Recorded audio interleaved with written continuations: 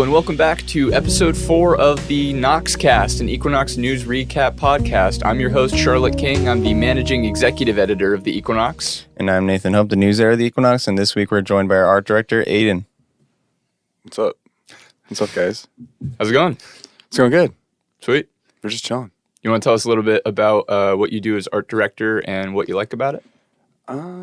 Yeah, I am requested to draw things that are related to the articles, obviously. And it's kind of challenging at times because I want to do like my own thing versus like maybe what people would want. I don't know, because a lot of people want like clean like graphics and stuff. I really like the cartoon style, and it takes like a lot of thought into like how I'm going to put it on paper. Kind of recruiting help. Yeah, it's fun. It's fun. It's kind of like, I don't know. It's definitely like a quick turnaround compared to anything I've ever done. Like you're told something that night amongst like other things, and then like you have to get it done within like 24 hours, which is like, I don't know how you guys write. I don't know how you guys do that. Like to me, like, I don't know. It's just like really hard. Yeah, like the timely aspect of news, like button up against the want to be like, I gotta have time to work on this. Yeah. Yeah, I think it's interesting because when you came on, like you were talking about your style during like your interview at the time and how it's more like out there in terms of like more like abstract stuff, and then this is more like practical, like real like things. Like you want a graphic of like, you know, this current issue, like a graphic of like a gun, and then it's just like, okay, draw a gun. Sometimes it's not like that clear to me. I'm just like, oh, what can I do with this? So it's like, no, I just need to draw that. I'm just like, how can I make this harder? Yeah. Why am I making this harder for myself? Like, no, Aidan, this isn't what this is. So yeah, I think that your style is kind of similar to like the New Yorker and stuff you'll see in there. They do some hand drawn illustrations too. So, but yeah, I think it's been good. Yeah, I think it's cool. Nate, I know you've been kind of like spending a little bit of time just digging through some of our old archives for like some different stuff you've been working on, or just, you know, to try and make things a little more organized here and there. But it's been cool to like look back at some of the past graphics that we've used in the paper. But I definitely think in terms of that like hand-drawn style and you know, something that feels a little more like, to me, it almost feels more kind of integrated with like the print paper specifically, because it's like you're actually holding the paper and you have like this drawn on paper graphic that goes along with it. I think it's cool. I think it's a cool like addition to sort of the continuing archive of what we've been able to publish in the paper before. yeah, no, totally. I definitely like at first when I did it, I was like, well, first I didn't like Nick like brought me on board. He was like, "Yo, come draw." I was like, "Okay." And I really didn't. I mean, I knew what I was getting myself into, but like I really didn't. But I kind of like doing that to myself. I like throwing myself into the fire. It's fun. Yeah. It's fun. Just like new Psych West. And I was like, I don't know. It's like, how do I want to do this? And I don't know. I was like, I'm just gonna make little graphics and just see like where it goes. And I think Tim at first was on board with that. I don't really remember, but yeah, I guess people on like the Facebook and stuff like it. So I mean, I don't know. And that's the real test. Yeah, totally. If the Facebook moms like it. I was wondering if you had to give a pitch to an artist here on campus about joining the staff and then doing some graphics for us, what would you say? I would definitely say you should do it. I would 100%. It is a little challenging, especially when you become more busy. Like fellow senior, you know, it was an opportunity that I wanted to take, and it's sort of turned into like a self-discipline almost. You know what I mean? Because it's like, you know, because it definitely is like it is stressful for me to do it, but at like the same time, it's like you're getting your name out there. It has all these other like benefits that you want as like an artist. Because like the hardest part is like even like getting yourself out there. It's like if you can draw a little graphic that you may not like 100%, it's definitely worth it. Because I don't like everything I draw, but I'm just like, I have to get this out. Starting with news, our top story in news this week is a little bit of a feature story on a comp sci student, computer science here at Keene State.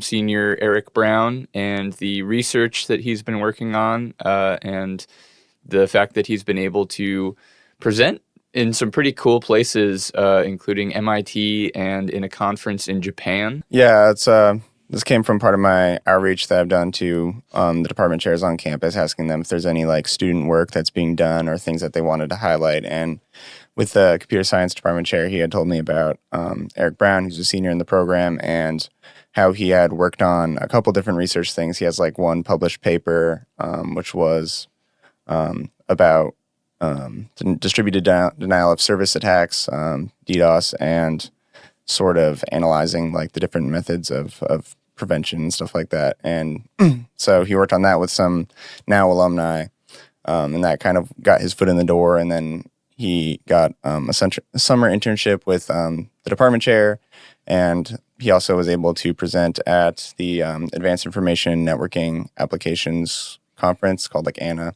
in Japan. So that's cool.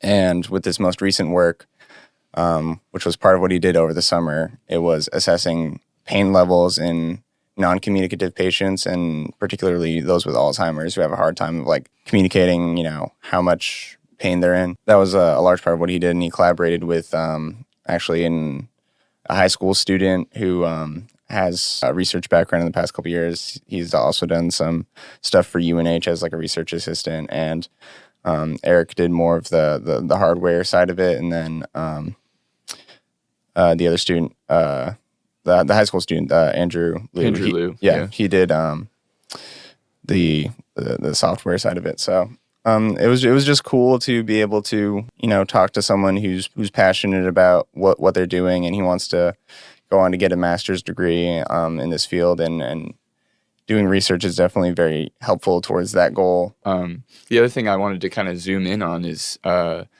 previously on Noxcast we had talked a little bit about the Walk to End Alzheimer's event, and we were saying how nice it was to see like people in our community, our campus community, kind of show up and say, like, we hear the struggles of people who are going through this or whose family might be going through this, and voicing that that we're here to support those people that we care about. And it's really nice to also see a different angle of that from, again, more of like a research-based academic STEM perspective of like, this is the type of work that is being done to try and eventually help alleviate that struggle. Eric Brown's work to help us understand better the pain that people with Alzheimer's are experiencing, and from there we can hopefully try to do something about it, and help them more effectively than we've been able to in the past, and then we're able to right now.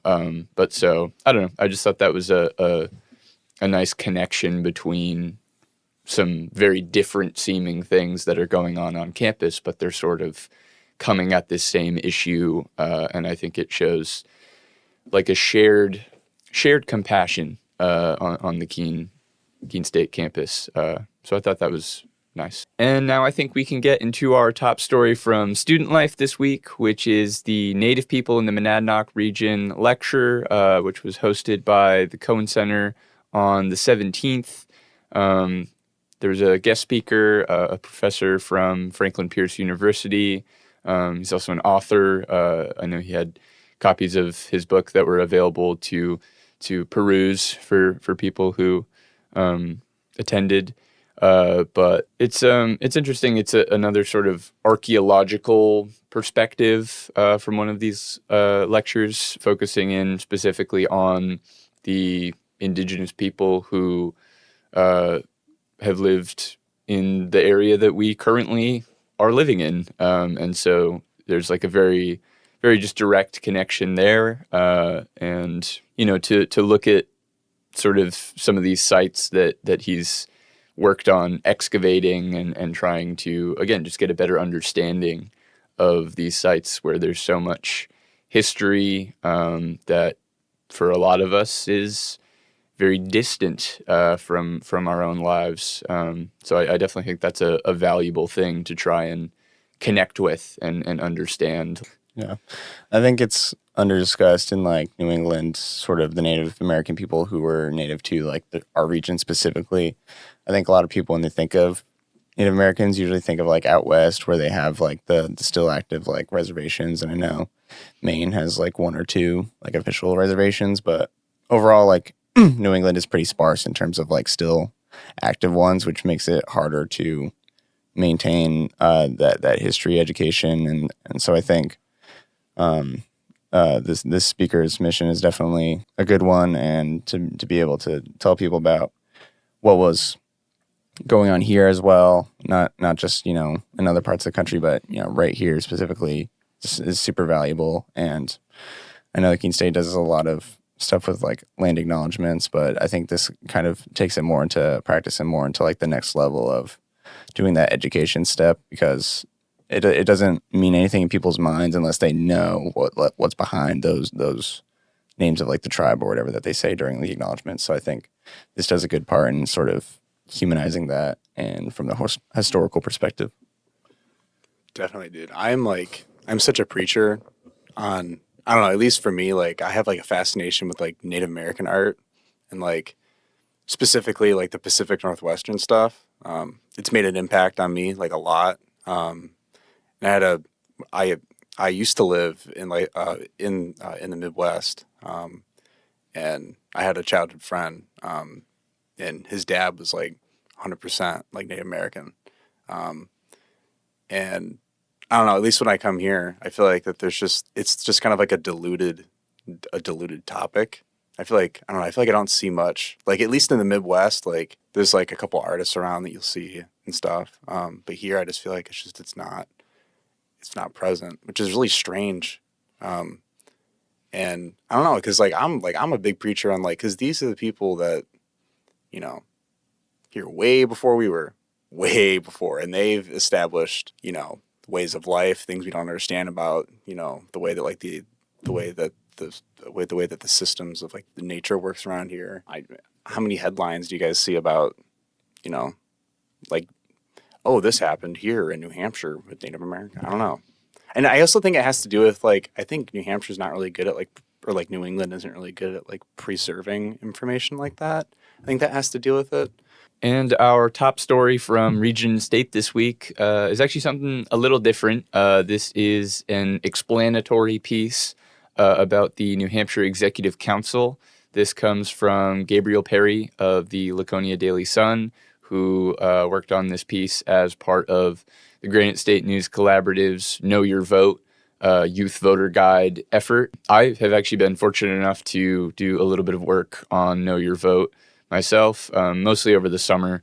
And so I actually got to see a little bit of the behind the scenes of this being put together. But the Youth Voter Guide is essentially a series of articles and graphics and just various sort of multimedia resources that are available through the News Collaborative, which is also where we source pretty much all of our content for the Region and State section from, and we're very thankful to them. But it's an effort designed to try and help voters from ages 18 to 29 in New Hampshire understand better what they're voting on, who they're voting for, how they can vote, just giving them the base info they need to make an informed decision and feel like they are prepared for the election. And so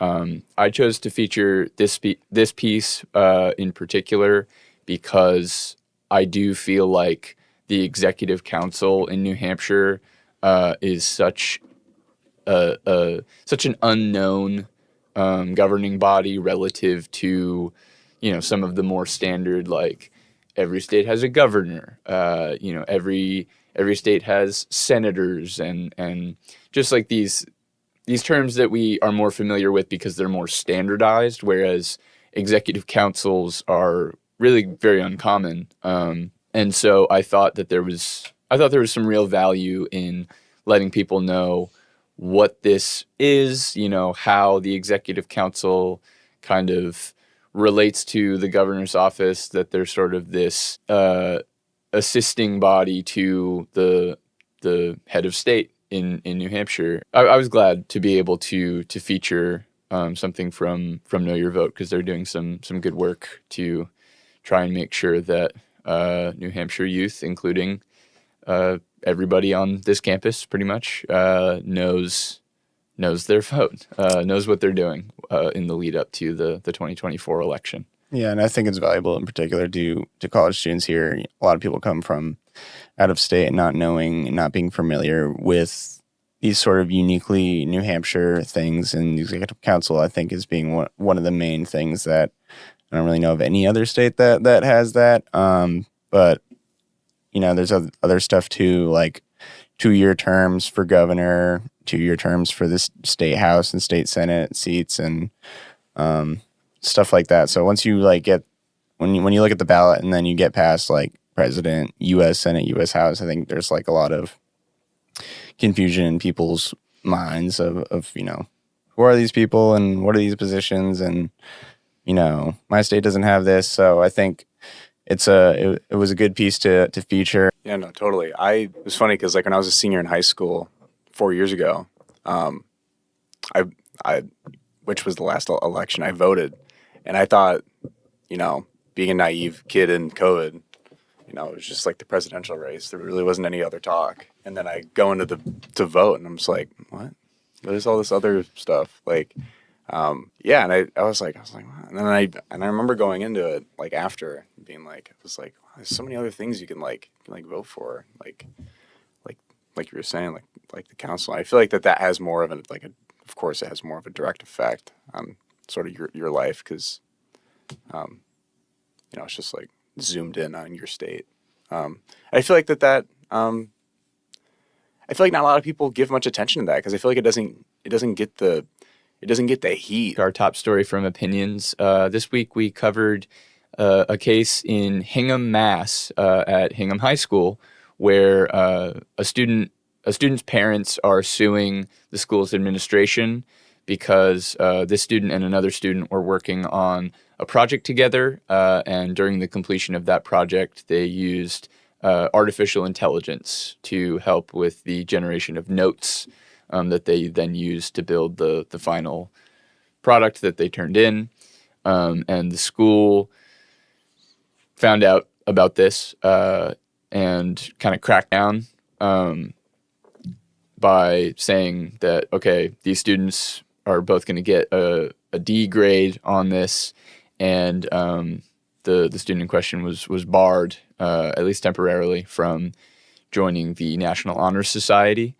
And so this student's parents are suing and saying that isn't fair, because Hingham High School, up to that point at least, did not have a stated policy regarding artificial intelligence or AI. The school argued that this fell generally under the academic dishonesty policy that they do have in place. That's fairly standard across all institutions of education, but so some conflict here. And so I think our argument ended up being that overall the school had the right idea behind saying, hey, you can't do that. But also it should be a little bit of a wake-up call for the school as well, that this is going to happen. And one of our e-board members brought up during the discussion that it's perfectly likely that it has already happened, and students who have done this in the past just haven't been caught. And so while certainly these students should think twice before using artificial intelligence, the school also needs to realize that without a policy in place, these conflicts are going to happen, where the parents come back and say, well, that's not fair because like we didn't know or we weren't told, just these cases where there's room for debate. Yeah, I think it was definitely, we said, an extreme reaction to do like a lawsuit about it. But also, I think it wasn't the most egregious use of AI. I mean, like he didn't do like have an AI bot write the entire project or whatever. It was for the notes. So you can argue with that. It's less because there's some teachers or professors that might say, if you want to use it to make like an outline or to just for some note purposes, but then you obviously do the actual project, then that's a different story because it's still your original work. But also some teachers and professors don't think that. I mean, AI is a rapidly evolving technology that we're still trying to grapple with. And I think not having a specific policy is kind of evidenced by the fact that things are moving so quickly that they haven't updated these policies at that same rate, and it can create this conflict. And I think that there just has to be nuance to the conversation in terms of how we're going to go about this in like the space of like academics. And Keene State's policy is basically like, don't use it to help with your assignments unless the professor explicitly says you can use it for XYZ. And so I think that that's a pretty fair solution, pretty fair policy in terms of, if there are valid reasons to use it for any reason, they will tell you. And I think that in this case, there could have been some better communication in terms of like, hey, I was thinking, just to make my notes, using this like AI tool just for that, and then I'll do the rest. And then if that conversation happened before, then the teacher said, no, you can't, then that would have been a lot easier and prevented all this other stuff from happening. So I think it's always better to be safe than sorry in these cases. Yeah, this is definitely like a rising problem because like 3 years ago, they couldn't do this. It's like, don't use your phone in class. Like, don't look things up. It's like, that's so powerful. And I'm sure the teachers, I'm sure there's like, and I'm sure that like the spread range of like information that like the teachers are getting in certain counties or whatever, it's like, it's so varied. It's just like, it's scary. And it's like, as a human being, why wouldn't you take the easy way out? I mean, Nate and I are in a class right now where we've had a couple of instances where we've played around with some AI tools because that's part of the academic curriculum that we're learning about. We're learning about AI. And so in instances like that, obviously, that's fine that we're using that. I think you should take advantage of what the things it can do, but like not to the degree of like, putting your name on something that you didn't do. How much power can be thin in between what's real and what's not and what's really coming from you? I think we can go ahead and move into our top arts and entertainment story for this week. Something a little different for arts and entertainment. Also, as part of the department chair reaching out effort that we had done, Nate had reached out to the chair of the architecture department, and we found out about a few different research projects that were going on over there, and I focused in on a couple different projects that are being overseen by Professor Paul Fowler. One of them is the construction and testing of an Adobe hut. You might have seen it outside the Media Arts Center, the little clay hut. The other one is a wigwam, a traditional Native American shelter constructed of branches and blue tarps, and that is right outside the Cultural Center over on Blake Street. So you might have seen that as well. I was really, really glad to be able to work on this because it's such a different thing than what at least I'm used to doing in arts and entertainment. And it's the kind of thing where, you don't immediately think of it. It occupies a very different space than our typical beats of like film, theater, stuff like that. But architecture is certainly, an art form as legitimate as any of those other types of creation. And so, I was glad to branch out, and it was super interesting to see the construction of these huts and the amount of testing that they're doing for each of these. Like, with the Adobe hut, they've got devices that are measuring the temperatures and moisture contents of the inside, the interior of the hut, right outside the hut, and even inside the bricks that are used to construct the hut.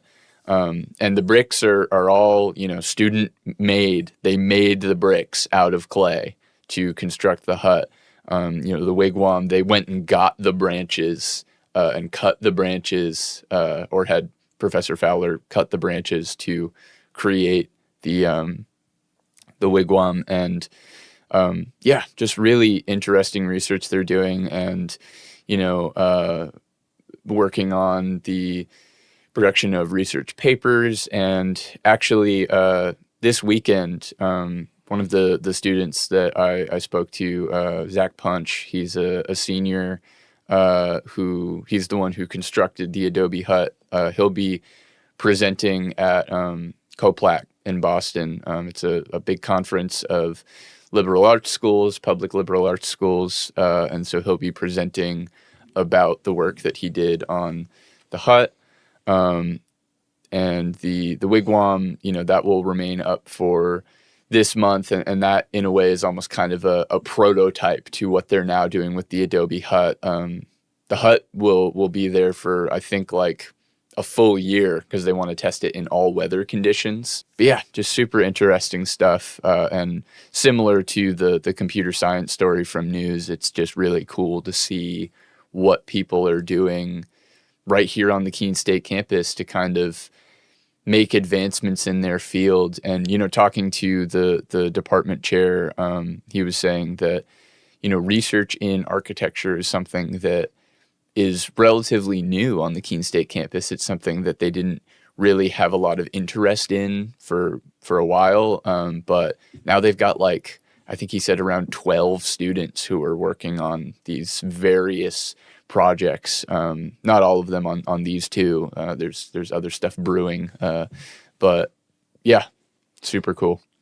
Yeah, I think it's great to look into some of these things on aspects that, again, aren't looked at as much or highlighted as much generally. When I went in there to talk with a safety professor about something he wanted to tell me about, which is another story in the news section about this small team of student researchers. It was just crazy, like, going into the TDS Center. It's like I didn't have any reason before to go in there. I don't have any classes in there, but, like, walking past all the projects happening, and all this is just very practical applications of their major and what they're doing. And I think it certainly is an art, and also it's kind of where STEM really meets with art, and how those two can commingle, because people like to separate the two, and I think this is certainly an example of where those two interact. And, even like the student center, from what I've heard from the other architecture students, it's like it's modeled after like a cathedral, and like there's a bunch of student studies going around with like art, because I have a lot of peers within the architecture department, and it's so interesting, and they're always working really hard. And it's just, I don't know. I feel like we need more of that. And I think we are ready to get into our top story from sports this week, which is a piece focusing on some of the new transfer students that we've gotten this year, who have joined our basketball team, men's basketball, and just talking about sort of the experience of coming in as a transfer and finding your spot, basically, finding somewhere that you can really thrive, and, what they bring to our basketball team, which is definitely a point of pride. And yeah, for me, I'm a transfer student. I came in from the community college system at the beginning of the previous academic year, in fall of 2023, and I know for me, this is kind of this is my spot, right? Joining the Equinox and getting involved and being able to pursue what I want to do and something that I love. That was really essential for me because it was weird. It's disorienting to come in for me as a junior, basically, and just totally be in a different world. Even though I'm not that far from home, I'm a New Hampshire native, but it can be a rattling experience, and so I was very grateful to the Equinox. But it can be anything, it can be really any organization or team or office or whatever, whatever you love and want to pursue. And so for these guys, I think it's been great to see them kind of find the Keene State basketball team to be their new home for the duration of the time that they are here. And it's nice to see like what they're able to bring to that team and really kind of lift us up.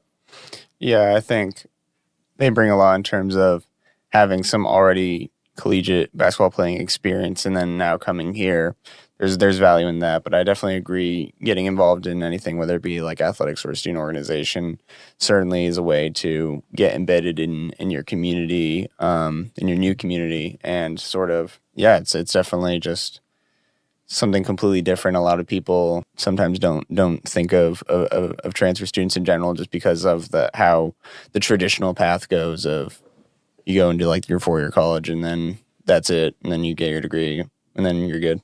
But there's students of all stripes and colors and things like that. So I think recognizing the diversity of the student body and having the value that transfer students also bring, and all the initiatives that they're trying to do to get more transfer students at the college, it's a big part of their strategic plan and things like that. So yeah, it's good for the team, and I think that they're looking to have a good season here coming up. Yeah, I'd say, I don't know, it's pretty cool because I've been going to the gym whenever they practice, and it's just I do recognize some new faces. I'm not like a religious basketball watcher here at Keene, but I definitely recognize some newer faces. They're definitely a scary group of guys. They're definitely like some intense group of guys, in all of the right ways.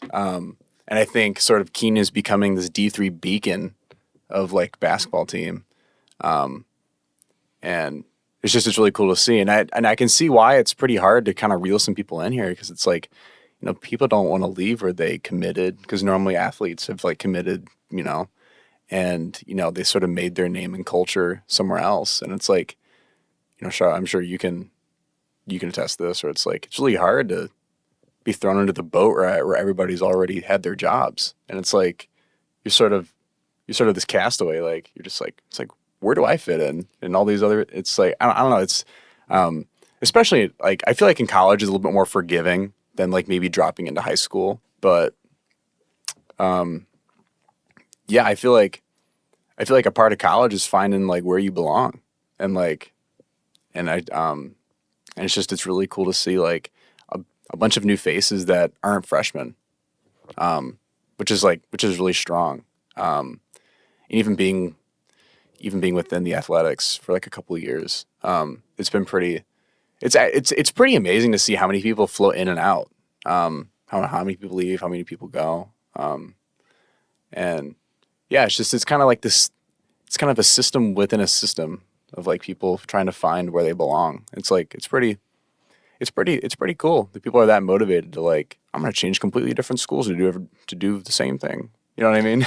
Like, Totally, yeah. You still belong here. You still belong with us because you've got that same level of passion and just like fire for what you're doing.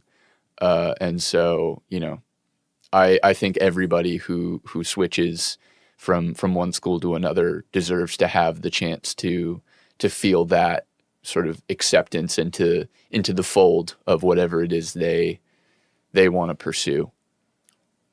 And with that, we have wrapped up another episode of Noxcast. Thank you very much for watching our weekly news recap. I'd like to extend very special thanks to the composer of the music for Noxcast, our own Equinox alum, Zach Keenan, as well as the designer of the Noxcast graphic, our very own Equinox staff, Elijah Fisher. Until next time, I am Charlotte King. I'm the managing executive editor of the Equinox. And I've been Nathan Hope, the news editor of the Equinox, and thank you to Aidan for joining us this week. Thanks for having me, guys. It was fun chatting.